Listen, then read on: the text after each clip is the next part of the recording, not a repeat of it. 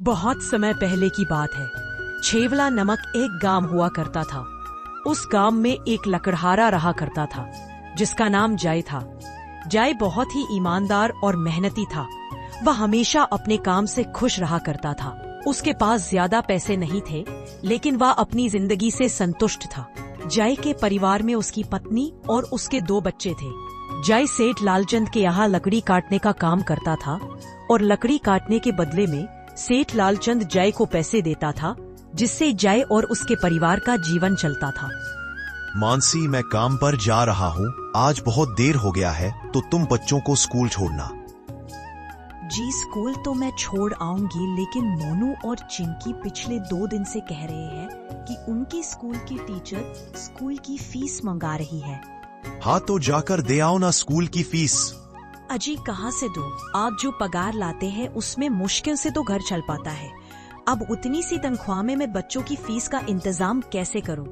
अजी मैं एक बात आपको साफ साफ कह देती हूँ, आप सेठ लालचंद जी से पगार बढ़ने की बात कहिए। दिन पर दिन खर्च बढ़ता जा रहा है। बाजार में अगर सब्जी लेने निकले तो सब्जियों के दाम आसमान छू रहे हैं, और बच्चों की पढ़ाई का खर्चा, घर का खर्चा, अब इतनी कम तनख्वाह में कैसे गुजारा होगा? ठीक है, मैं आज ही सेठ जी से थोड़ा पगार बढ़ने की बात करता हूँ। इतना कहकर रामू काम पर चला जाता है। अरे भाई, आज तो पगार का दिन है। देखो अब ये सेठ लालचंद कोई ना कोई लोचा जरूर करेगा। हमेशा कोई ना कोई बहाना बनाकर पगार कम कर देता है, और अगली बार तो मेरी आधी पगार काट ली थी, यह कहकर कि जो मैंने लालचंद जी से 200 रुपए उधार लिए थे उसका ब्याज बढ़कर 1000 रुपए हो गया है। इसलिए मैं तुम्हारी पगार में से 1000 रुपए काट रहा हूँ। हाँ हरिया भाई, तुम एकदम ठीक कह रहे हो। ये सेठ लालचंद ना 1 नंबर का चालक और लालची इंसान है। एक तो दोगुना काम ले लेता है और बदले में पैसे भी पूरे नहीं देता। भाई मेरे भी अगली बार सेठ लालचंद ने पगार काट ली थी। मैंने बस 2 छुट्टी ली थी जब मेरी बिटिया बहुत बीमार थी, और इस लालचंद ने इस बात का फायदा उठाकर मेरी पूरी आधी पगार काट ली थी। भगवान बस इस बार मेरी पूरी पगार दे दे, बच्चों के स्कूल की फीस भी भरनी है। इतना कहकर सभी लकड़हारे अपने काम पर लग जाते हैं। काम करने के बाद वे सेठ लालचंद के पास जाते हैं। सेठ जी, महीना पूरा हो गया है, हमें हमारी तनख्वाह दे दीजिए। देखो भाइयों, अभी मेरे पास तुम्हें देने के लिए पैसे नहीं है। अभी माल नहीं बिका है, सारा माल गोदाम में ही पड़ा हुआ है। कल या परसों तक तुम्हें तुम्हारी तनख्वाह मिल जाएगी। पर सेठ जी, अभी हमारे पास बिल्कुल पैसे नहीं बचे हैं। घर का भी सामान लाना है, बच्चों की फीस भरनी है। अरे मैंने कहा तो सही, 1-2 दिन और रुक जाओ, कल या परसों तक पैसे मिल जाएंगे। अभी मेरे पास पैसे नहीं है। सभी लकड़हारे निराश मन से अपने अपने घर आ जाते हैं। अजी क्या हुआ, इस बार कितना पगार मिला है? सुमन, अभी कोई पगार नहीं मिला। सेठ जी ने कहा है 1-2 दिन में पगार मिल जाएगा। आपको तो पता है ना, बच्चों की फीस भरनी है। उनकी टीचर ने साफ साफ चेतावनी दे दी है, अगर कल फीस नहीं लाई तो बच्चों को घर पर ही बैठा लेना। बताओ अब मैं क्या करूं? मैं क्या करूं? सुमन, ये सेठ जी कभी समय पर पैसे देते ही नहीं है। अब तो हम सिर्फ इंतजार के अलावा कुछ नहीं कर सकते। 1-2 दिन की ही तो बात है, देख लेते हैं। ऐसे ही 2 दिन गुजर जाते हैं। सेठ लालचंद सभी को पगार देता है। ये ले हरिया, अपनी इस महीने की पगार। सेठ जी, यह तो 2000 रुपए है। मैंने तो इस महीने 3000 रुपए का काम किया है। काम तो किया है, लेकिन तूने 1-1 घंटे आराम भी तो किया है। ये पैसे उसी के कटे हैं। पर सेठ जी, आपने तो कहा था 8 घंटे काम के महीने में 3000 मिलेंगे, और मैंने तो 8 घंटे काम किया है और 1 घंटे आराम। देख हरिया, मुझे ज्यादा हिसाब किताब ना समझा। ये 2000 रख, अगर चाहिए तो। अगर नहीं चाहिए तो कहीं दूसरी जगह काम ढूंढ ले। बेचारी हरिया के पास उन पैसों को लेने के सिवा और कोई दूसरा रास्ता नहीं था। हरिया चुपचाप वह पैसे रख लेता है। जय, ये लो तुम्हारे 22,000 रुपए।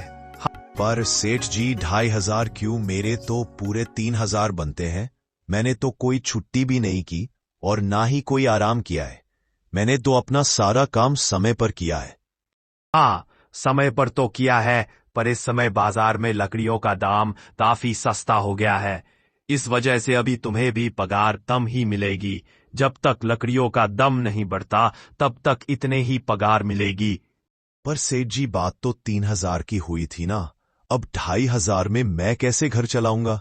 बच्चों की स्कूल की फीस भी भरनी है। सेठ जी, इस बार आप पूरे पैसे दे दीजिए। 2,500 ही मिलेंगे तुझे। यहाँ काम करना है तो कर, वरना कहीं और काम ढूंढ ले। बेचारे जय के पास उन पैसों को लेने के सिवा और कोई दूसरा रास्ता नहीं था। जय चुपचाप वह पैसे रख लेता है।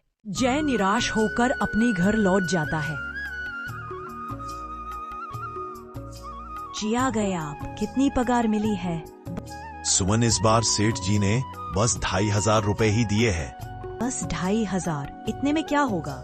बच्चों की फीस में ही 1,000 रुपए निकल जाएंगे और 1,500 में पूरा घर कैसे चलाएंगे? अब तुम्हें इसी में ही गुजारा करना होगा। तुम सबसे पहले बच्चों की फीस भर देना, इसके बाद बाकी का मैं देखता हूँ। हाँ जी, आप क्या देख लोगे? सेठ जी से पूरे पैसे मांगे नहीं गई आपसे? नहीं सुमन, मैं सेठ जी से पैसों के लिए कहा था, लेकिन सेठ जी ने साफ मना कर दिया। उन्होंने कहा, यह लेना हो तो लो, वरना कहीं और काम ढूंढ लो। मैं सोच रहा हूँ लकड़ी काटने के बाद मैं कहीं और काम भी ढूंढ लूं। सेठ जी के यहाँ काम करने के बाद मैं कहीं और काम कर लूंगा, जिससे आमदनी दुगनी हो जाएगी। कल मैं सेठ जी के यहाँ काम करने के बाद कहीं और काम ढूंढने जाऊंगा।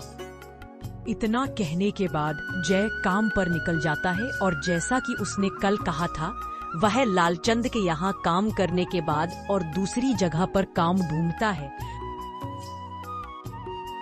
पर उसे कहीं और काम नहीं मिलता है। अंत में थक हार कर वापस जाने लगता है। तभी वह देखता है बहुत सारे भैंसों का झुंड दौड़ता हुआ उसकी ओर आ रहा है। यह देखकर जय बहुत डर जाता है। वह इधर उधर देखता है तो उसे एक गुफा दिखाई देती है। वह डर के मारे उसी गुफा में छिप जाता है। जब भैंसों का झुंड वहां से निकल जाता है तो जय की जान में जान आ जाती है। हे भगवान, आज तो बार बार बच गया मैं, वरना आज तो मैं इन भैंसों के पैरों तले कुचला जाता। पर ये मैं कहाँ आ गया? जय इतना सोच ही रहा था, तभी उसे गुफा में एक तोता दिखाई देता है। जय तोता के पास जाता है, तभी एक आवाज आती है, रुक जाओ, उसे छूने की कोशिश मत करो। यह आवाज सुनकर जय एकदम पीछे हट जाता है। तभी गुफा में एक भूत प्रकट हो जाता है और वह जय से कहता है, कौन हो तुम और मेरी गुफा में क्या कर रहे हो? मुझे माफ करना, आप जो भी हो, कुछ भैंसों का झुंड मेरे पीछे पड़ गया था और उनसे बचने के लिए मैं इस गुफा में जाकर छिप गया और फिर मेरी नजर इस तोते पर गई। माफ कीजिए, मुझे लगा यहाँ कोई नहीं है, तो यह तोता किसी का नहीं होगा, इसलिए मैंने इसे छुआ। जय, तुम्हें डरने की जरूरत नहीं है। मैं तुम्हारे बारे में सब जानता हूँ। मेरी नजर एक बार भी जिस पर पड़ जाती है, मैं उसका इतिहास अपनी खुली आंखों से देख सकता हूँ। पर आप है कौन और आप इतने विचित्र क्यों दिखाई पड़ रहे हैं? आप अपना परिचय दीजिए, कौन है? एक भूत हूँ और मैं कई सालों से इस गुफा की रक्षा कर रहा हूँ। यह गुफा मेरे पूर्वजों की है। इस गुफा में केवल वही इंसान घुस सकता है जिसका मन बिल्कुल पवित्र हो। अगर तुम अपवित्र होते तो तुम इस गुफा में कभी नहीं घुस पाते। तुम एक सच्चे इंसान हो, इसलिए तुम इस गुफा में घुस पाए और इस तोते को छू पाए। अब तुमने इस तोते को छुआ है तो ये तोता तुम्हारा हुई। नहीं, मुझे यह तोता नहीं चाहिए। डरो मत जय, तुम ये तोता ले जाओ। यह कोई साधारण तोता नहीं है, बल्कि यह जादुई तोता है। क्या यह वही जादुई तोता है जिसके बारे हमारी दादी कहानी सुनाई करती थी कि किसी गांव में एक जादुई तोता हुआ करता था और वह सबकी इच्छाएं पूरी करता थी? हाँ जय, यह वही जादुई तोता है। अब तुम इस तोते के मालिक हो। तुम इसके इस्तेमाल से अपनी स्थिति सुधार सकते हो। पर याद रखना, तुम जो भी वस्तु इस तोते के सामने रखोगे, वह चीज ही तुम्हें बार बार इस तोते के सामने रखनी होगी। इसके अलावा तुम और दूसरी कोई चीज इस तोते के सामने नहीं रख सकते। अगर तुमने ऐसा किया तो इसका परिणाम तुम्हें ही भुगतना होगा।